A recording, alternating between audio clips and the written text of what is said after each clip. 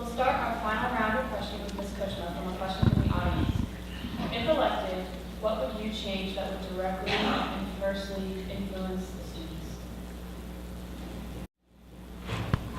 I guess I might start with a student survey, and I would start with a survey of our educators. I would like to reach out to the educators that work in the building and to the students to hear what it is they want for their school district, what we could do better, what we are doing well, and find out what the issues are that we're currently not addressing. I feel that in running for office, I've talked to a lot of parents in the community and a lot of staff, and that's just something they don't feel that they're heard. And that would be something that I would definitely change. Thank you, Ms. Kushner. Mr. Radford, would you like us to read the question? No, I can answer the question. One of the things that I intend to advocate for if elected to the school board is to try to take a more empathetic approach towards how we plan for your careers and for your college experience. I feel that if more resources were devoted to this issue, this is not to pick on Ms. Bracken or any of the current programs that are in place, but if we actually had more counselors on staff, meeting with you guys more often, earlier in your high school career, and talking about your interests and where you're into, what kinds of careers might materialize, could turn this into a much calmer, much more reflective process for all of you that was not as stressful as it seems to be. I hear from people all the time that it's as stressful as it was for me, and I graduated from high school in 1990. So I think that's one thing that I intend to advocate for. Thanks. Thank you, Mr. Radford. Mr. Reitinger, would you like us to read the question? No, thank you. So I'm a little bit handicapped in this because I don't have any kids in high school yet. All my kids are in middle school. And I think the school system does a great job, and I think it's doing a better and better job. I will tell you the places where we and both my wife and I and the other middle school parents that I talk to regularly have had problems is around rigorous insistence on following procedures where there doesn't seem to be as strong a basis for the procedure as required. Like, can't take backpacks to class where the argument is maybe that disrupts the class, but it's necessary for some students who need special organizational solutions. What I'd like to see is, and the school system is working very hard on the personalized learning initiative. I think that sort of program needs to be emphasized and you put on steroids to use the cliche. I think we need to make sure that by the time we get to the high school level, we meet every student where the student is and find the things that work best for the student, regardless of whether it fits with the normal school procedures. And I can't say whether GMHS does a good job of that or could do a better job of that. But Aaron talked before about how high schools are starting to be more like colleges. I think that's true. I think you guys are all effectively college students. And we need to start treating you like that and letting you drive your own education. Thank you, Mr. Reitinger. Mr. Sharp, would you like us to reread the question? No, thanks. There's an area that I think shortly after the election, I hope that we'll have some very strong concentration on, and that is helping to mend our relations with Fairfax County.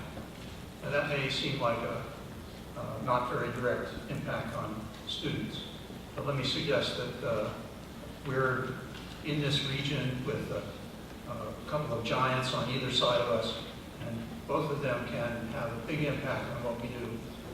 And right now, because of some strained relations with Fairfax in particular, we have a problem with expanding one of our elementary schools, and we may face a problem with doing what we would prefer to do with George Mason and with Mary Ellen Henderson.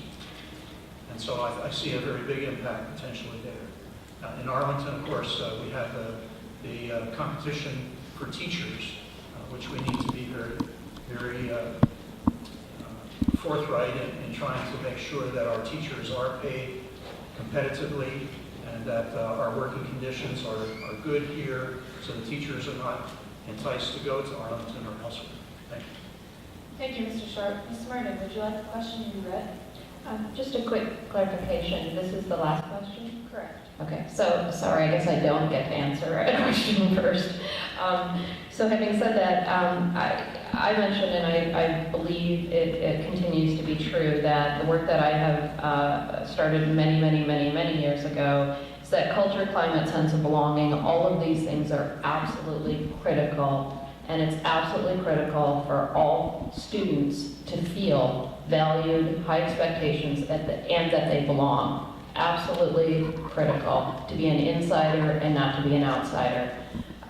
One way to get a baseline understanding of that is to administer student surveys. There's fabulous student surveys out there. Chicago Public Schools uses them. They administer them either annually or every 2 years, and they use them to develop policy. They ask students how they feel, level of trust, belonging, expectations, all of the really important things that really matter and make a difference in how well that you do and how your experience here is. I've heard cases of, both here and in the middle school, of sexual harassment and bullying. I think that I would like a survey that helps us understand more of that, but we also need to get on top of that as soon as possible and make sure that we have a zero tolerance policy for that. Thank you. Thank you, Ms. Martin. Mr. Castillo, would you like the question you read? No, thanks. Well, my youngest daughter, Grace, who's now a sophomore in college, says fairly often the thing that is the most essential for us to understand and to work with you all about, and it's probably a difficult hurdle to clear, is starting times. I mean, she's adamant, Dad, school should not start before 9 o'clock in the morning. It should end at 3 o'clock. Now, that's going to be difficult to achieve, but one of the things I do think we need to understand is how people learn, and that affects technology, that affects start times, that affects where and how you learn. There have been some experiments lately that let students design their own classrooms, lay them out and find the learning spaces that they want. And I think finding ways to not really adapt our schools, but to really mold our schools to be consistent with the realities of how your brains are wired, when you want to wake up. I know getting to school at 8 o'clock for our students in our family is no easy task. So I think finding a way to really be realistic about what are the optimal ways to have a learning environment for students that's effective and that allows people to get a good night's sleep. So, thanks. Thank you, Mr. Castillo. Ms. Gill, would you like us to read the question? My kids are new to the system, so I really hesitate to opine on what I think should change. I have a policy personally of not commenting on things if I don't know what I'm talking about. I'm not going to say we should change this, that, and the other because we're new to this. What I can say is that I do think we need to reach out more to our community and our parents and other citizens here in Falls Church City and see how they can come into our system and help our students, see more collaboration between the schools and the community. I know we already do a great job of doing that. I know personally, to Jake's point about college counseling, I would love to come in and help students who want to go to my alma mater or my husband's alma mater, which happen to be the same one, and help you navigate that process. Talk to you about my experience. I went to the University of Pennsylvania. Talked about my experiences at Penn and help you figure out, is this the right school for me? I think there are a lot of parents here in the community who would be willing to do that and sit down with students, help you with the interview process as well. So I would really like to see more of that interaction and reaching out to parents and other citizens. Thank you, Ms. Gill. Mr. Kay, would you like us to read the question?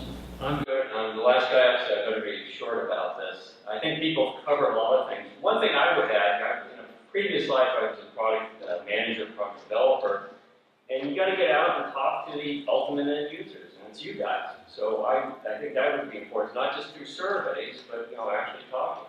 If they get more candid or able to get more candid comments, and have a third party do it. I think that would be very important.